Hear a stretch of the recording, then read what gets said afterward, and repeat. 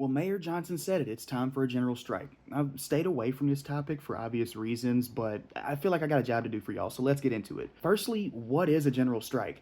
I like to call it our trump card to Trump Donald Trump because it's catchy. But it involves workers refusing their labor and consumers refusing to spend their money until specific demands are met. This effectively sends the message that if we can't have a functional country, then neither can those in power. Why haven't we already tried this?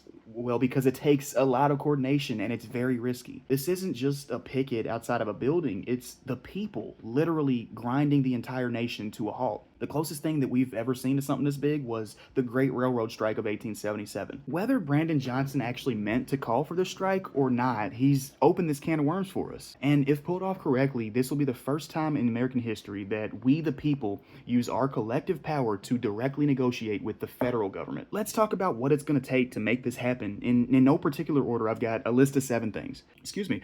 Firstly, every good strike requires a concrete list of demands, because without that, we're all just kind of riled up with no clear goal. Next, the movement requires numbers, duh.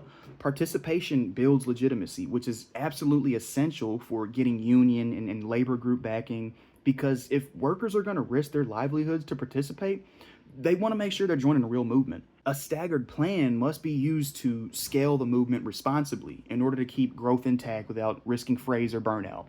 The staggered plan introduces rolling stoppages that can be applied quickly. The general strike also needs a workplace committee network. These are employable hubs that are posted at hospitals and ports and factories. Sorry. Because we need a strong logistics and operational management to keep things flowing smoothly. Speaking of operational management, the movement also requires a good legal backbone. Sweetheart, this includes lawyers and hotlines and know your rights cards, etc., because people may face retaliation from their employers, or they may be apprehended by the authorities. And generally, everyone just needs to be legally covered. It's also equally important to have mutual aid pools and community level safety nets so that people don't have to choose between feeding their family and joining the fight. This would look like food pods and rent pools and childcare rotations and medical assistance, you name it.